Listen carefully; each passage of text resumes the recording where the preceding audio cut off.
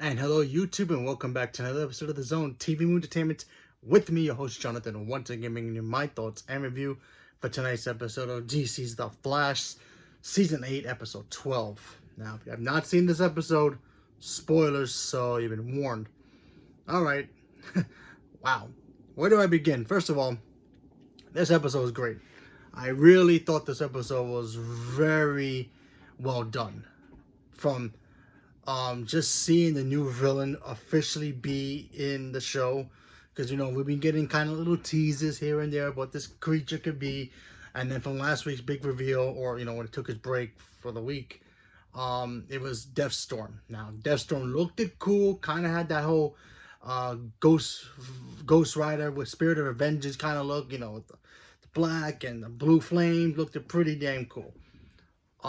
So apparently he's come from across, I guess, another dimension when Ronnie first went into the Singularity. Remember back in Season 1? Let's go all the way back to Season 1, when Barry had to run up to buildings to make a tornado, and then Ronnie went up there to help him out and sacrificed himself to close the portal that was breaching to the other dimensions. Well, when Ronnie died, his essence, that whatever that power was, pretty much splat into the next dimension and created this new version of himself. And he's been coming for, it's been taking him 7 years. Well, for him 7 years, for us, they just probably made it up like maybe last year just to think about doing it. But anyway, he's been traveling 7 years to try to find his bride. Yeah, you heard me right, said that. And who he picked out as his bride? You may think, oh, maybe Iris. Nope, it's Caitlin.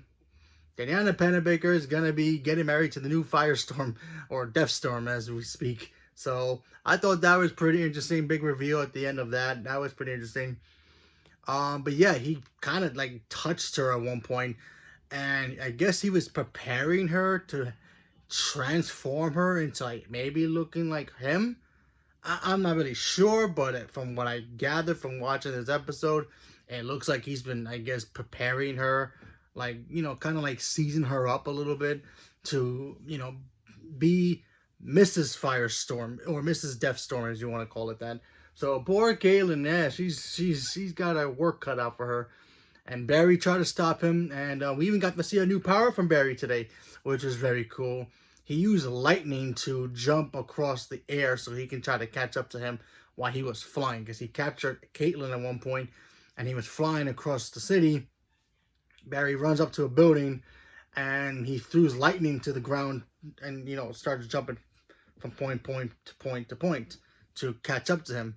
Kind of like how when Doctor Strange kept throwing his magic for Star-Lord to hip-hop over to fight Thanos in Avengers.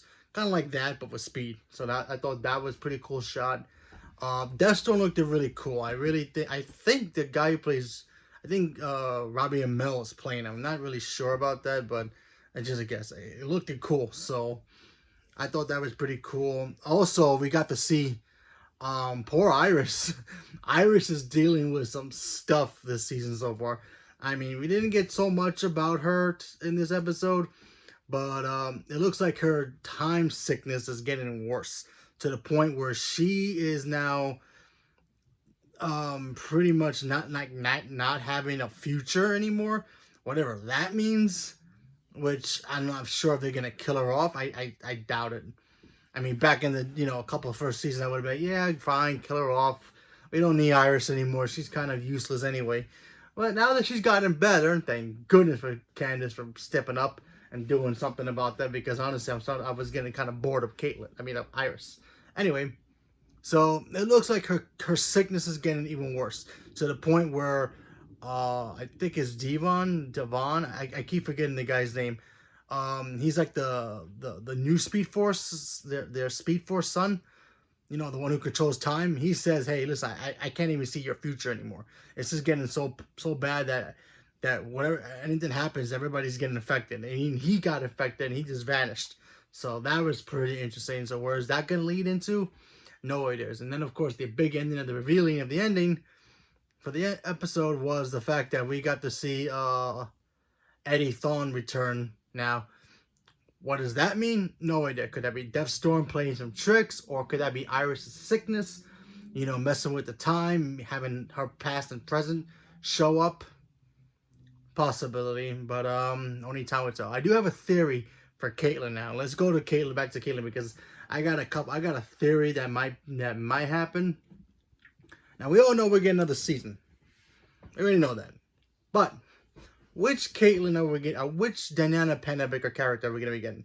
Are we gonna get our sweet Dr. Caitlyn Snow, or are we gonna get our badass Killer Frost character? Now I don't know if Diana Pennebaker wants to play both characters, but let's for argument's sake, she doesn't want to play just one character. Well, okay, I can see them do two things. One, they can pull off a whole you know, the whole fake Iris death. Remember when Saboteur was gonna kill Iris, and then what's his name from the Earth, the one with the drumsticks? I keep forgetting his name. You know, the Harrison Rose. HR, there it is. HR came back to me when he pretended to be Iris and then he died. I feel like we're gonna get a same similarity here, where maybe she transforms, maybe, you know, Firestorm, Deathstorm transforms Caitlyn into Mrs. Deathstorm, and then she's gonna sacrifice herself. But instead of her sacrificing herself, I think Killer Frost is gonna be taking over her place and getting killed, and, you know, dying, and then we won't see Diana Pennebaker be, you know, Killer Frost anymore. That's my guess. Or maybe they will just kill off Caitlyn, and it will just be Diana Pennebaker playing just Frost. I mean, either way, it doesn't really matter. We're still going to get Diana Pennebaker either way, but I would assume she's probably getting a little tired of doing all the makeup. I mean, maybe she does. Maybe she likes it. Who knows? But, I mean, I do see them killing somebody. They got to do that again. I mean, I don't want any character to die, but if they're going to have to kill somebody, Cisco's not around, and they're not going to kill Barry, and they're not going to kill Iris, and I guess Caitlyn's the only one left. I mean, that's to kill Chester, but, you know, I don't see that happening, or Allegra. And Cecile's not dying either, so, yeah. And plus, Daniela Pennebaker plays two characters, so, you know, you kill one, you get the other one still, so. But who knows? Maybe nobody dies, but I've been hearing things online about maybe somebody will die in this season. I hope that's not the case. But if it does happen and we lose one of the Caitlyn's, you know, personas, it's okay.